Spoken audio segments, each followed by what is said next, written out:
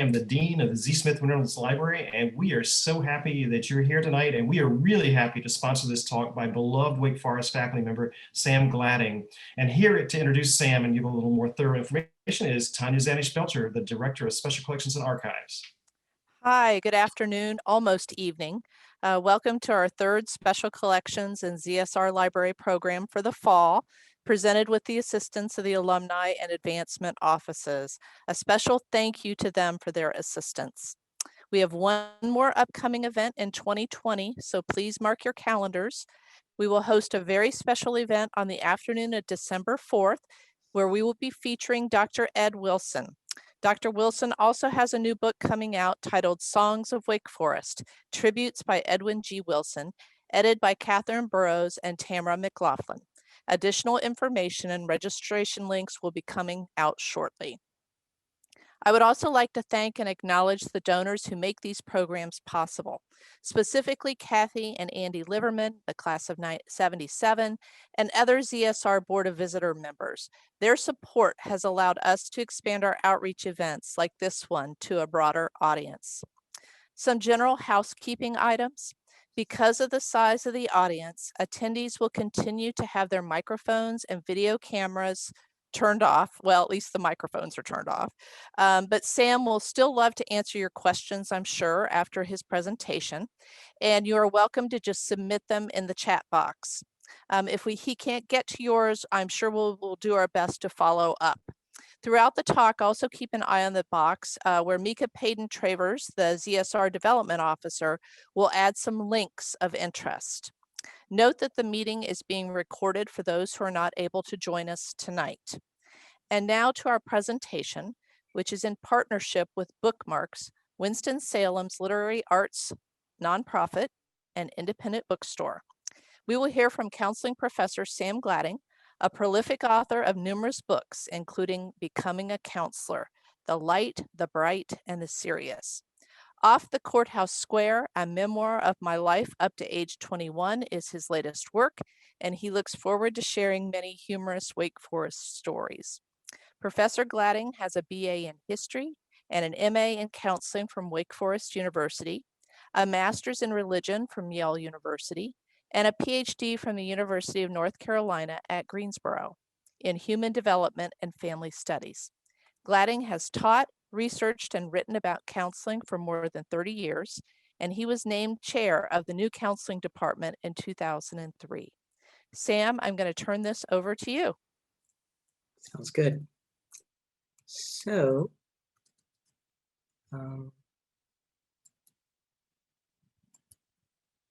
okay. Oops.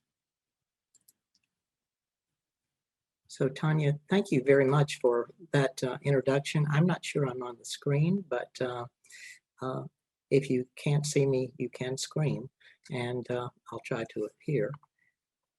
So, oops, here we go.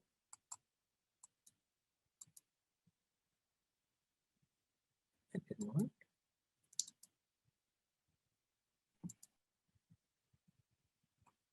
Okay, well, what I'm going to do, first of all, is to thank you, Tanya, for that very nice introduction, and to welcome everyone to this presentation. Oops. So I'm going to take you back in time, if you'll allow me, back to the mid-1960s, when Lyndon Johnson was president of the United States. R.J. Reynolds was the king of the tobacco industry, and you could fit the entire undergraduate student body of Wake Forest College in Wake Chapel, which actually happened twice a week. Before we begin these stories, though, let me give you a little background on the history of the Courthouse Square. So I'm going to share my screen with you. So let me give you the background of Off the Courthouse Square. Off the Courthouse Square is the prequel to Becoming a Counselor, The Light, the Bright, and the Serious. Those are stories about my adult life. Becoming a Counselor is in its second edition, but it's soon going into its third edition. It has a total of 121 stories, 4 of which have been made into a film, a very humorous film, and it's called Adventures in Mental Health. You can see it right there. And Adventures in Mental Health is a film that you can stream from the Z. Smith Reynolds Library, and you'll be given information about how you can do that coming up. But the setting for Off the Courthouse Square is composed of 124 stories, and it's kind of a blend of comedy and reality. It's about my first 21 years of life. And geographically, it takes place mainly in Decatur, Georgia, the county seat of DeKalb County, right next to Fulton County, which is the home of Atlanta. However, 23 of the stories take place at Wake Forest University during my time as an undergraduate, and those are the ones I'm going to be reading tonight. So you see the DeKalb Courthouse there, and you see Wake Chapel right there. So let's begin. This presentation begins with someone some of you know, Ed Hallman. When I was a student, I did not start at Wake Forest University. I started at another college, and it wasn't really a good fit. So Ed Hallman was a good friend from high school, and he said when I was shopping around for another college, he said, consider Wake Forest University, or actually Wake Forest College at the time. It's the next best place to heaven. Well, whether you are religious or not, a recommendation like that is pretty good. And so I decided I would consider Wake Forest, and I was fortunate enough to be admitted. So there I am actually unpacking the car, kind of blurry. But let me start with the first story, Grandfathers and Roommates. I was assigned a roommate at Wake Forest. I did not have a choice. When the assignment came in July of 1965, my roommate turned out to be Jeff Kinchelow, a sophomore from Rocky Mount, North Carolina. My mother, upon hearing the word Kinchelow, perked up. Her father had roomed with Jeff's grandfather at Richmond College in the early part of the 20th century. They had both become Baptist ministers. Lean, tall, handsome, soft-spoken, and articulate, Jeff and I ended up being good roommates and friends. He was smarter, at least more philosophical than I was. We were both active in the college union and in ROTC. I never did the math on what the odds were that the grandsons of 2 roommates from another era and at a different college would be assigned randomly to room together, but I think the chances were and are still slim. Our assigned pairing seemed to me to be a sign that, among other things, Wake Forest was meant to be in my life. Now, you might say to yourself, so where did they live? Well, if you ask that question, we roomed in 308 Taylor, and I roomed there both years. Jeff roomed there his junior year. And we also had maids. Let me tell you about that. So again, I roomed in Taylor dorm my junior and senior years at Wake. It was an interesting setup. The room had formerly been a lounge for the maids who serviced the men's residence hall. It had a narrow entrance with an elongated hall that opened up to the end with 2 windows. A bathroom was off to the left as you made your way down the hall. As oddly shaped as the room was, it housed a bunk bed and 2 desks. Most rooms in the dorms for men on the quad had a hallway with 4 rooms off to the side, but ours didn't. My dorm room was the first year a maid's lounge had been converted into student housing. Yes, oddly enough, Wake Forest had room cleaning service in the men's dorms until the early 1970s. 2 maids came during the day to tidy up our rooms and make our beds. It's still a mystery to me how maid service ever started. Men must have been considered unable or unwilling to keep neat rooms. Women had no such service. They were generally smarter than men at Wake Forest at the time. Overall, they must have been considered also more capable.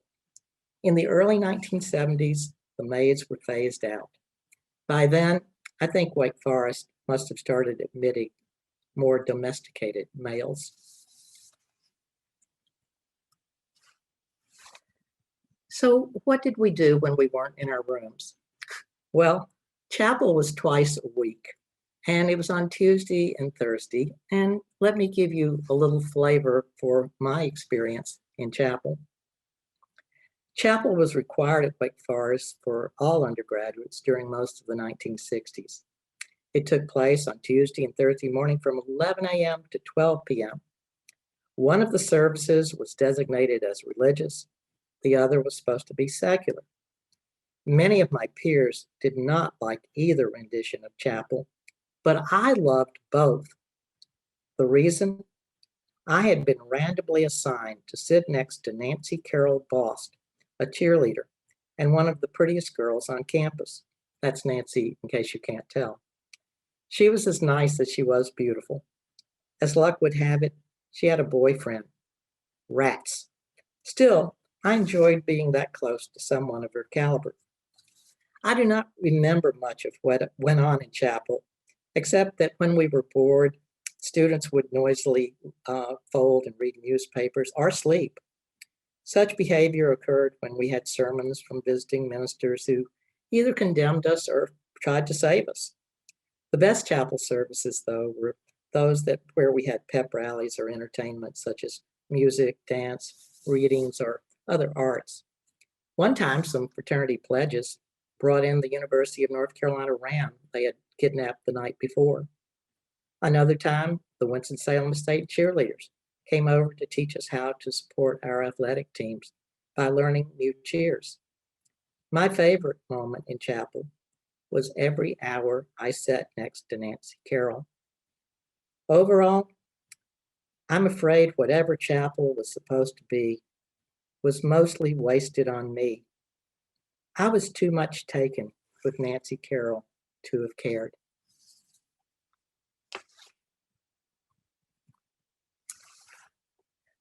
Nancy Carroll is in Atlanta, and I think she may be in on this presentation. But when we weren't in chapel, we were doing other things, and some of that involved writing for class, and some of that involved writing otherwise. I was the athletics section editor of the Howler, the Wake Forest yearbook, my junior year.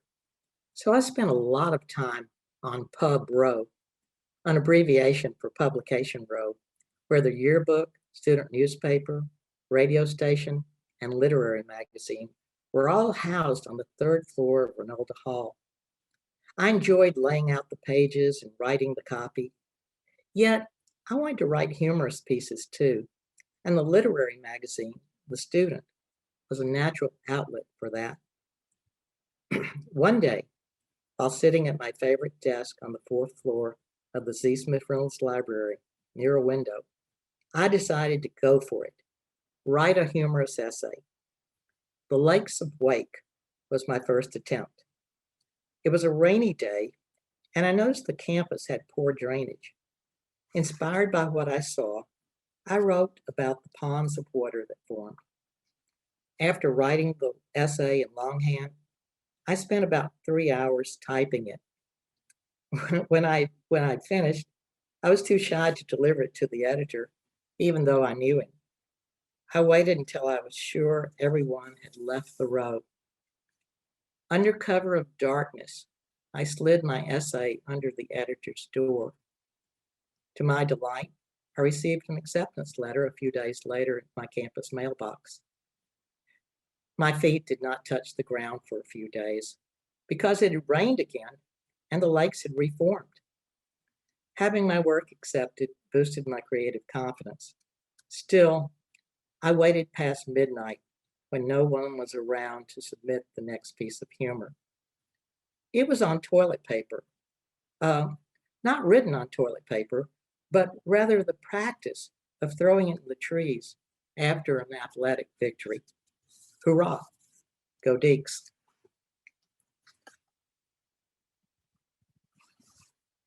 So also, in regard to what we did, well, I took ROTC. And this story is called A Summer Camp Surprise. Although I had 3 years of high school junior ROTC and 3 years of college ROTC, I was not ready for ROTC camp, that is basic training, in between my junior and senior years in college. The reason was more mental than anything else. My brother Russell, who is in on this call, had the same ROTC background and was bigger and more athletic than me. And he'd been dismissed from ROTC summer camp the year before I went because of having dislocated hips as an infant. My family thought the same would happen to me, since I'd had a more serious case, or at least a serious case of this malady, and been hospitalized. With the assumption of being physically rejected, I got a summer job and told my employer that although I had to report to Fort Bragg for ROTC summer camp, I was sure they would be sending me home after the physical, and I would be back to work in a few days. I could not have been more wrong. I drove to North Carolina from Atlanta and stayed with a friend, John Carricker, in Kittrell, North Carolina, in the eastern part of the state. The next day, we drove down to Fort Bragg and checked in. Soon the process of physical examinations began. I went through every station of being physically inspected. The doctors checked me for everything imaginable. I passed. To make sure there had not been a mistake, I told the last doctor about my hip history and my brother's experience the previous year. He listened and then sent me to get x-rays. The process was long and involved a lot of waiting. When I reported back to where the physical exams had been that day, it was about 8 p.m. The one doctor remaining looked at my x-rays and said flippantly, but in all seriousness, "You look like a killer to me, son." With that, I was pronounced fit for training. And about 10 p.m., standing in the back of a deuce and a half, I was driven from the hospital to my barrack. I was in disbelief and stayed awake quite a while. I finally fell asleep, only to be suddenly awakened at 5 a.m. by the first sergeant in charge of our unit. He was rather loud, and his orders contained a number of expletives I will not repeat. I quickly dressed like the rest of my company and fell out in formation. I was in the Army, or at least basic training. I called my parents at the end of the day and explained what had happened. My dad said he'd notify my employer. After the initial rough beginning, I settled in, worked hard to be a soldier. I did fine, although I found the physical part of basic training difficult. And most of basic training was physical. What I liked best about the training was the firing range. What I liked least was pull-ups before mess, that is, food. The next fall, based on my academics and summer camp scores, I was inducted into Scabbard and Blade, the ROTC Honor Society.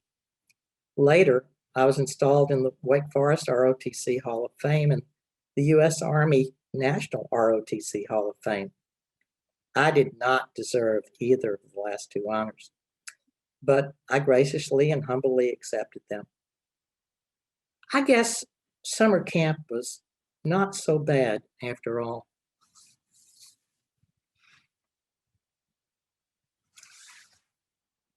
Student government, a moving experience. I'll point out, if you can see my arrow, that this is me over at this side of the screen. Behind me is Jim Snyder. And Jim was not on a riser or anything. Jim actually played basketball for Wake Forest. And so if you'd put two of me together, you would have gotten a Jim. But he was really a good guy, and actually I liked all my colleagues here in student government. I decided to run to be a legislator in the student government during the spring semester of my junior year. At the time, I did not anticipate being heavily involved in other Wake Forest activities my senior year. I also thought being a part of student government would be a lot of fun, and I might positively influence the campus. Thus, I signed up with one of the two parties that sponsored candidates, the BPOC, Better Politics on Campus. I won and enthusiastically volunteered to be chair of the Transportation Committee. My job in this role was to line up bus transportation for football games, which were played across town at Bowman Gray Stadium, and for basketball games at Memorial Coliseum, which is no more. The task was not hard. I just had to make a few phone calls to the Safe Bus Company and be in front of the South Campus dorms when the buses arrived to make sure everyone got on board. In the midst of the football season, I decided to be adventuresome and schedule a bus caravan to an away game. My caravan ended up consisting of one bus, 35 students, to Charlottesville to see the Virginia-Wake Forest football game in the fall of 1966. I'd lined up box lunches for the group. We lost the game, but everyone seemed to have a good time. Food mitigated the pain of losing, and it was a unique experience watching Virginia fans sing Old Lang Syne after the game as they swayed back and forth. At the end of the school year, I received the award for being the best student government committee chair. It was a loving cup, a popular way of recognizing people at the time.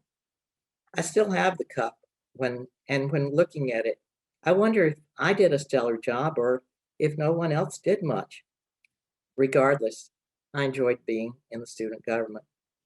Laminated on the tables at Shorty's in the Benson Center at Wake Forest is a picture of our student government class for 1966-1967. I always sit at that table when I can. It brings back good memories. And some of you may recognize Tom Ginn right there, and you may recognize others who were in that class. Their names are down here, so if you don't recognize them, you can still see them. Now we get into two more adventuresome stories. The beers of my senior year. If you don't recognize this background, this was the blizzard of 1966. I was somewhat naive and even a bit innocent to the ways of the world when I entered Wake Forest. I grew up in a teetotaling family. No one drank alcohol. My brother, Russell, drank beer as a first-year student when he went off to college because he joined a fraternity. However, since I was not a member of the fraternity and my brother had never offered to buy me anything alcoholic, I did not know how beer tasted or how much it would affect my behavior. My friends did, though. On my 20th birthday, they decided to introduce me to beer. I immediately hated the taste, but at their urging and at their expense, after all they were buying, I consumed a few cans, hoping the taste would get better. It did not. When we arrived back on campus, I was a little woozy. My friends suggested I just lay down for a few minutes. They found a nice place on the grass in front of Wake Chapel, where they laid me out spread eagle and left. I'm not sure how long I was there. Eventually, the night patrolman came along and realized where I lay was not my usual resting spot. He asked a few questions and then helped me to my dorm room. The next morning, I had a headache the size of nearby Salem Lake, but was none the worse for wear, except for wrinkled clothes. I'd learned there was no similarity between beer and sweet tea. and that my friends were mischievous. The second beers of my senior year were not ones I drank, but a number of beers I saw consumed at a party the college union was sponsoring. I was chair of the small socials committee of the union and planned off-campus dances for fellow deacons. Attendance was usually around 100. Besides planning, I paid the band, ordered refreshments, and acquired a chaperone. Yes, off-campus parties had to be chaperoned in the 1960s. The venue for the December party was a downtown hotel, and I found a great band I knew would be a hit. As a chaperone, I persuaded a librarian in the Z. Smith Reynolds Library to come. I figured he would bring a book and sit in a corner. All went well for the first hour or so. Then I noticed what I thought was my introverted chaperone having the time of his life out with his wife on the dance floor. In each hand, he had a can of beer. Some of my peers were out dancing with beers too, and obviously enjoying more than the music. Uh-oh. I quickly found the source of happiness, a bartender serving a variety of suds. Not thinking clearly, I wondered if maybe, just maybe, beer could be considered a light refreshment and allowable. To find out, I made a call to one of the deans of the college, Lou Leake, the dean of women. When I popped the question, the answer came back with an icy, certainly not. Double, uh-oh. There was only one thing to do: stop the flow of liquid gold and try to hide the evidence that the party had gone off the rails. Stopping the flow was easy, although not popular. Paying for the damage so I would not be expelled from school was more challenging. First, my peers and the librarian had consumed hundreds of dollars worth of alcohol, much more than the price of refreshments in my budget. Second, the laws of North Carolina at the time required the hotel to stop to report alcohol consumption by the bottle and the can. I knew what the hotel put on the bill would affect me. With a bit of pleading, I convinced the management to make out a separate Wake Forest tab for me with just 3 words: food and beverage.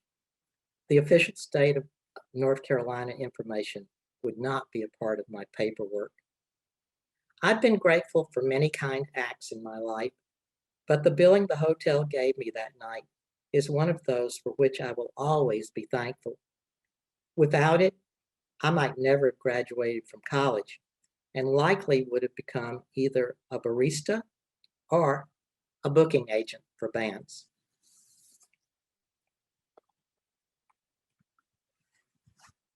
Besides beer, I also tried smoking. Well, here's the story about that. I tried 3 times to start smoking my senior year at Wake Forest. All 3 times I failed, thank goodness. The reason I tried was smoking then was it was seen as the epitome of being an adult.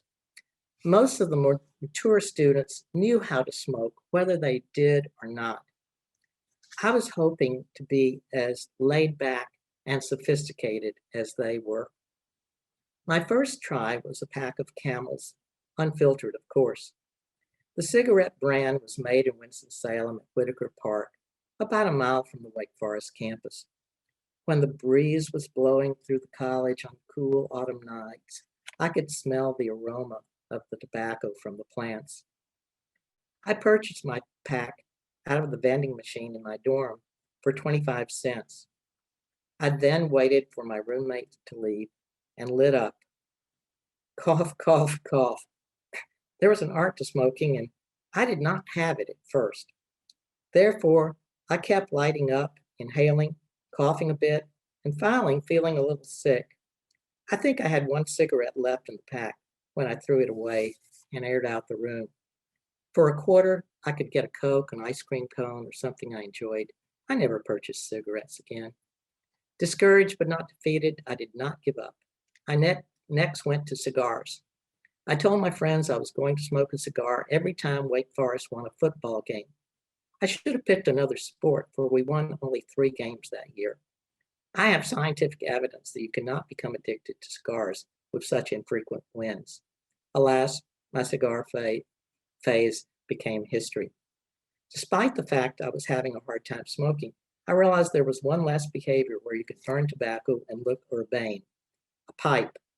Therefore, I went out and bought one with some fragrant pipe tobacco to go into the bowl. When I lit up, I thought I was debonair and refined. That was before my friends saw the pipe. Each one, and there must have been a dozen, wanted to look suave and sophisticated too. Into their mouths the pipe went. I washed the pipe after every episode, but after so much scrubbing, it tasted like soap. Hence, I laid it aside and never picked it up again. I owe part of my health and clean lungs to the effect of smoking a pack of Camel cigarettes all at once, a Wake Forest football team with a bad season record, and friends who mouthed off to me by putting my pipe in their mouths.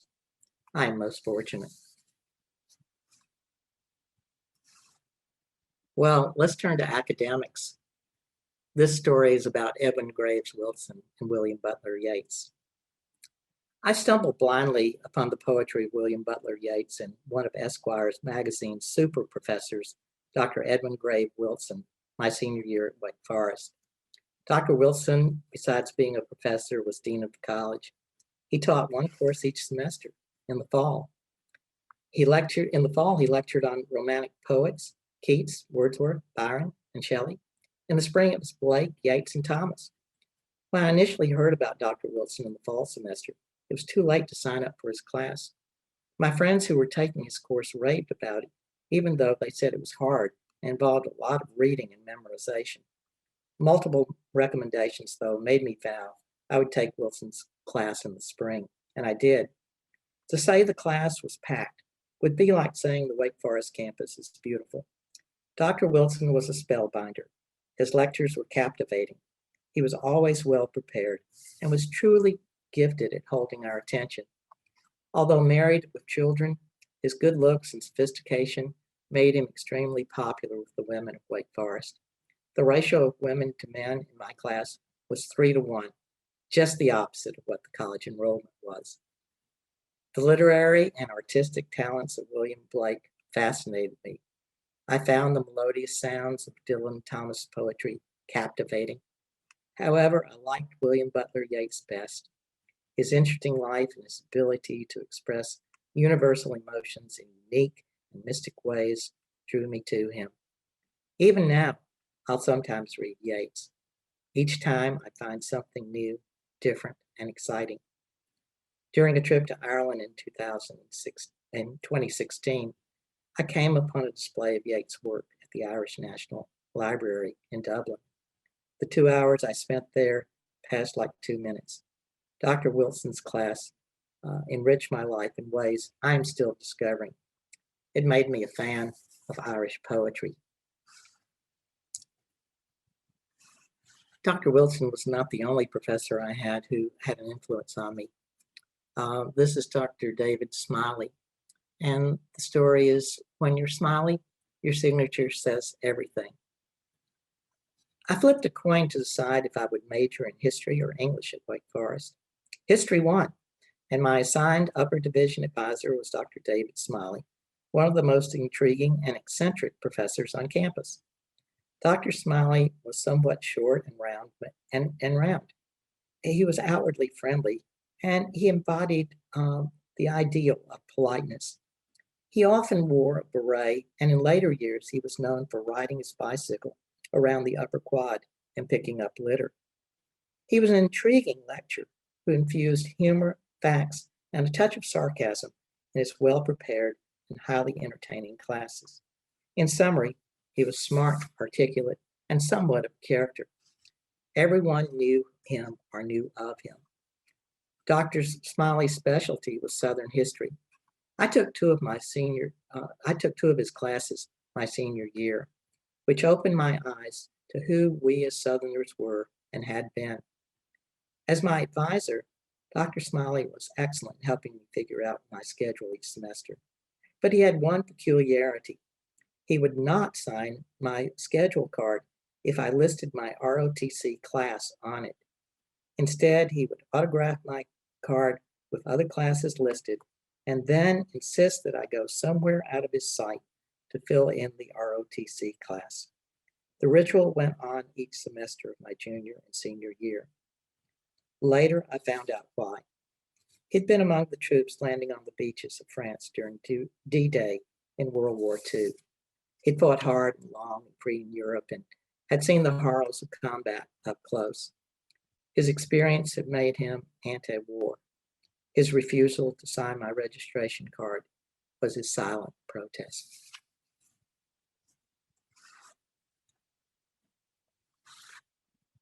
How can we lose when we're so sincere? My undergraduate years at Wake Forest were not bathed in athletic glory. Our major sports team had mediocre to poor seasons, with only men's golf being good. There was little else about which to cheer. Still, that's exactly what most students did. They went to athletic contests and yelled, clapped, stomped, and let our teams know they were supporting them. One year, we even had a cannon that would fire when we scored a touchdown. It was sponsored by a group called 742 that really didn't like the Baptist. The numbers stood for corresponding letters in the alphabet and had to do with words about what to call a divinity, a structure beavers build, and the Baptist. There was a belief and an optimism in the student body, though. Even though Wake Forest college teams went into most athletic contests as underdogs or underdeeks, there was a chance they could win. The improbable happened just enough to keep that hope alive. It was like intermittent reinforcement. My favorite part of the school spirit cycle occurred with signs that were put up in the pit where we ate. The women's societies were especially good at painting signs and posting them. Many were humorous, such as the one of Snoopy, a Peanuts cartoon character, throwing a football with the words beneath, "How can we lose when we're so sincere?" Lose we did, a lot. Sincerity did not translate into ability. Still, it was fun to go to games, and occasionally victories made it rewarding. The pit, we're getting to the end. I'm not sure how the main dining facility at Wake Forest came to be called the Pit. Perhaps it was because it was on the bottom floor of Ranolda Hall, and coming from what is now Hearn Plaza, people had to descend to it by taking the stairs. There's also a theory that the food was bad and the pits in terms of taste. Connected with that theory is the idea found in the book of Job, chapter 33, verse 28, that if students prayed, perhaps another source of nourishment, like manna, might appear, and they would not have to go down into the pit. However, for a full-time student who lived on campus, it was all but impossible to skip the pit, which is now the Fresh Food Company. There were only two other places to eat on campus, not counting the vending machines. They were the soda shop, which is now where Global Studies is located, and the Magnolia Room, which only served meals at night by candlelight. Unless students had a car and wanted to go off campus to eat, they were stuck with pit food. Most students, including me, had a meal plan. Every time we ate in the pit, we would go through one of two lines that served the same entrees. After getting our food, the cashier would, quote, "ring us up," end of quote. Breakfast was standard, with the usual items a person would find at any breakfast bar. Lunch and dinner varied, with most often a choice of a mystery meat, vegetables, rolls, and a dessert. We did not worry about what is now known as the freshman 15. No one gained weight on pit food.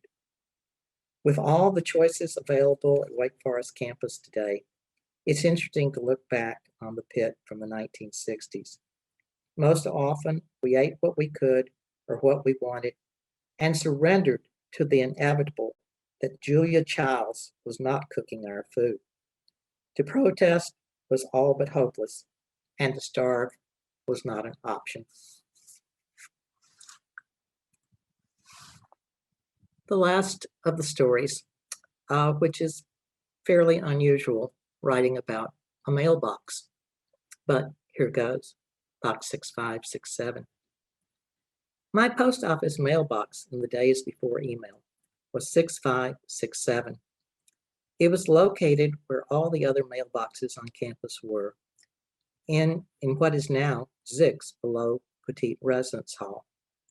Instead of pizza or flatbread, which is the main cuisine of Zix, the space contained a post office and campus mailbox full of stamped envelopes with letters.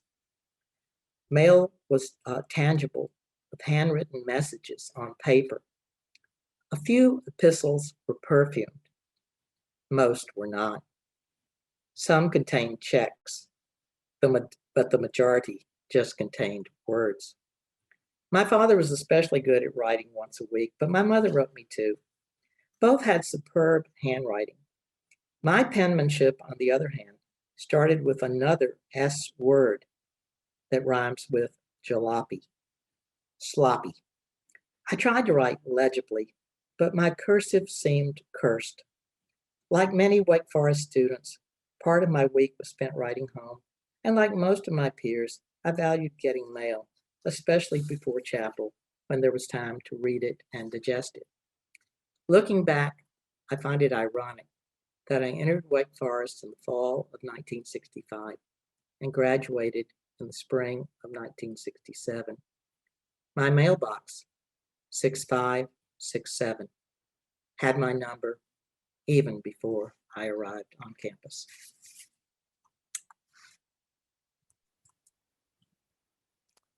Thank you, Sam. Sure. So now do we have questions for Sam? You're welcome to put them in the chat. And while we're waiting, I know you mentioned ZSR, Sam, but is there another favorite memory from ZSR? Well, yes.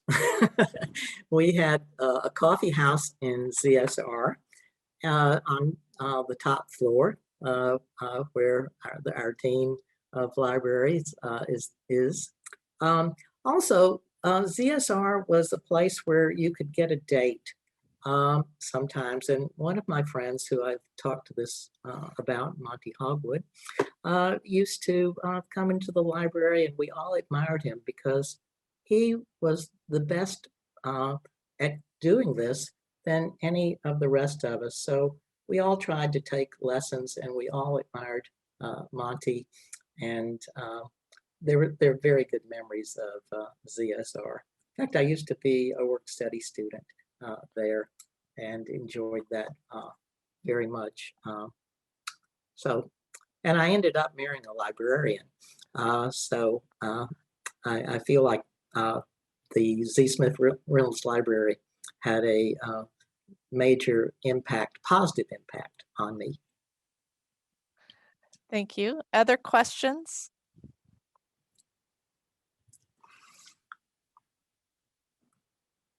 Well, I'll ask one. I've got plenty. Okay. If you had to choose the main difference between the Wake Forest from your time and the Wake Forest of now, what are the biggest differences besides the food in the pit? Wow. Well, since I teach, I think that the students are probably a little more ahead of where we were, and that may be because of the internet. But I think you know, we were a very spirited group, and I'm not sure it's quite as spirited now as it was then. But we actually had to look at books, and we had to read, and of course students do now too, but they do a lot online. And I wish we'd had that opportunity, because they seem to find out a lot more than we could at that time. And they're a delight. And Wake has grown. Like I said, we could fit everyone in the undergraduate student body into the chapel. You couldn't do that even if you had a shoehorn today. You couldn't do, you'd have to do it in shifts. So it's a bigger campus. It's a more sophisticated campus. Maybe not quite as spirited, but plenty spirited. Don't get me wrong. And I really enjoy being there.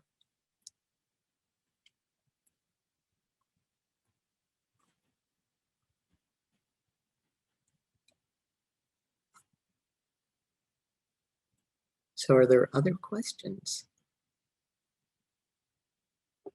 We do have another comment from Jenny Puckett. She noted that her P.O. box was only one digit of difference from yours. She was 6967, and she read her mail during chapel, except during some of the outstanding programs.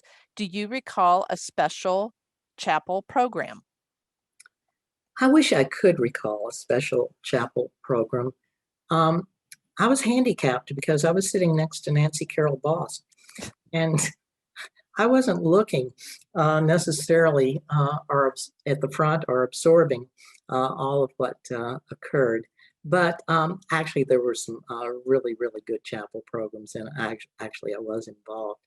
I think the chapel program that was the most fun for me, and there were some very serious ones too that were quite good. But the chapel program where the Winston-Salem State cheerleaders came over was a lot of fun because they taught us some new cheers that we needed to know. The one I remember most, and I kid with my wife and children about this all the time, was the cheer, "What's the matter with the team?" And the cheer went, "What's the matter with the team?" And the reframe was, "The team's all right." And then it was, "What's the matter with the team?" "The team's all right." "Who says so?" "Everybody." "Who's everybody?" "Deacons." And so it was kind of fun. But we had some excellent chapel programs too that were serious, and some that were quite moving religiously. When I was at Wake Forest, we had the first Moravian candle ceremony in Davis Chapel, and of course now the Moravian Love Feast is the largest, or one of the largest, in the United States.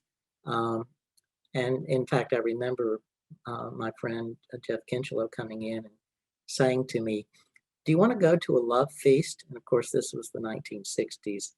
And I said, "Do I?" And not realizing it was such a wonderful service, and thinking it might be something else. But Claire, my wife, and I go every year and try to serve. And it's a great service. And again, part of that spun off from chapel. Okay, we've had several questions come in. One, as a teacher, what do you think has changed the most between the students you teach today and your experience as an undergraduate? Well, they come in knowing probably more facts but less history. And so I will say some things at times, and they will look at me like, "What is that all about?" And I'll have to explain. But I think um, the student body at Wake Forest was full of very, very smart people when I was a student there, and I think it's still full of very, very smart people. The student body is more diverse now, and that's good. Uh, uh, and that includes ethnicity and geography and almost anything else you could name. So I really appreciate that diversity that is there. And so that's changed a bit. And again, they just they're on Facebook a lot more. We didn't have Facebook. We could look at faces of each other, but we didn't have Facebook or Twitter or anything else. And yeah. Okay, this is a good question. What place on campus feels most like home? I take it, what place feels most like home now? Well, if I could go to 308 Taylor, where I spent those 2 years, I'd go there. But actually, the place that feels most like home to me is the library, Z. Smith Reynolds Library, because I always went there every night, and I found a desk that looked out over the western part of the campus and could see the sun setting, and that was fun and inspiring, and I love the library. And then here's a question. Would you tell us about your favorite moments of your graduation day from Wake Forest? I think just being able to graduate from Wake Forest was my favorite moment. Like I said, I had a few close encounters, especially on the beers of my senior year, where I wondered, will I graduate? And also, I have a story I didn't read tonight about turning in my final term paper, which had very wide margins, I might say, uh, and which I started the Saturday before it was due on Monday. So that was good. But my parents came, and it was fun.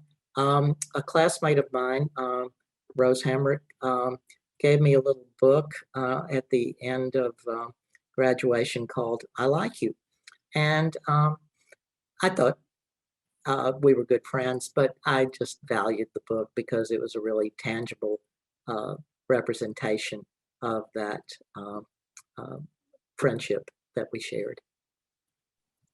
Okay, Sam, here's one. This person says, thanks for sharing this trip down memory lane. To read your stories makes me revisit our wonderful experience. I'm especially remembering your rendition of I'm a Worm at preschool retreat. How did you decide to share that with your new friends? And that's from Judy. Judy, thank you, Judy. um, I'm a Worm is a song I wrote, and I won't sing it for everybody's sake tonight. It's actually in the book on off the Courthouse Square, where the reason it was named off the Courthouse Square was because I thought while legal matters happened at the courthouse, most of the action, if you will, in the city of Decatur and other places was off the Courthouse Square, not in the courthouse or around the courthouse. So preschool retreat was simply a wonderful experience. Um, and those of you from that era know that it was refreshing. We climbed mountains, we danced, we talked, we played baseball. We also worshipped, and so it was really a fun time. I always looked forward to it. Here's a wonderful question from Wesley.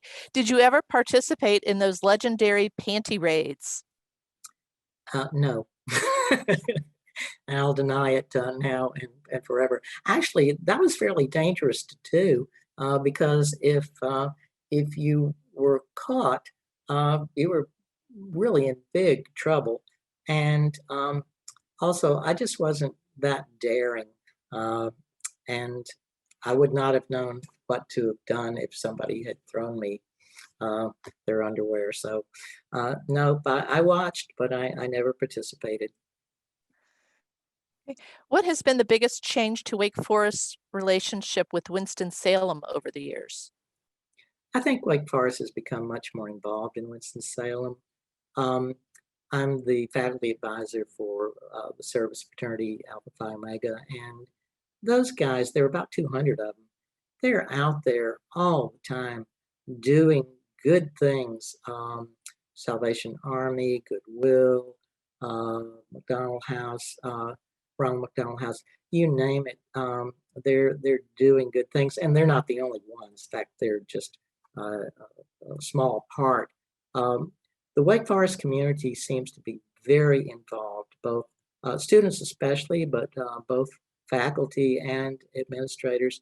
I'm really proud of what Wake Forest has done in the Winston-Salem community and continues to do for the Winston-Salem community. Okay, we have two final questions. First, do you ever get back to Decatur at all to visit? I do, and I love being in Decatur.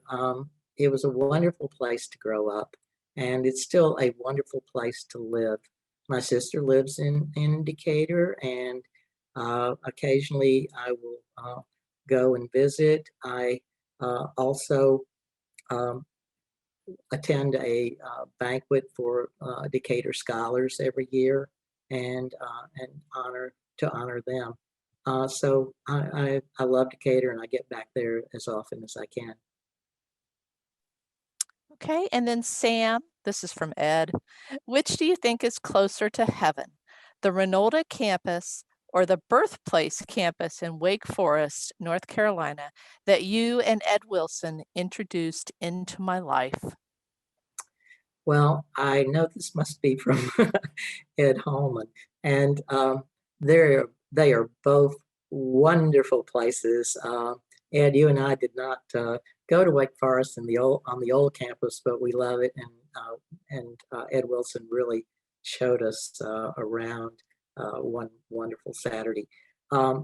So I love them both, but my heart is probably on the Renolda campus a bit more, even though I'll continue to contribute to the birthplace. I know Cassandra Baker's on this call, so Cassandra, I'll continue to contribute, but my heart's probably here on the Renolda campus more than it is in the birthplace.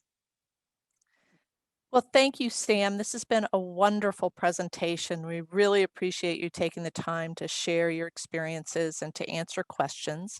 And Mika will be sharing the link to buy your new book.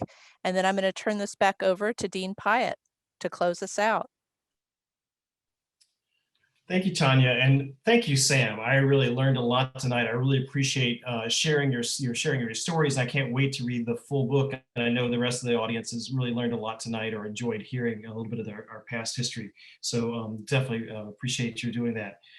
As Tanya noted earlier, programs like this are made possible by our donors, and we greatly appreciate the support that the ZSR Library and our Special Collections and Archives receives from you. Again, also remind you, December 4th, Mr. Wake Forest himself, Ed Wilson, will be talking about his new book, Songs of Wake Forest. So I hope you can join us for that. And Mika will be sending out an email, as Tanya noted, with not only a recording of this, but also a registration link, and as well as links to how to buy the book. So thank you all for joining us tonight, and we hope to see you at future events. Take care. Good night.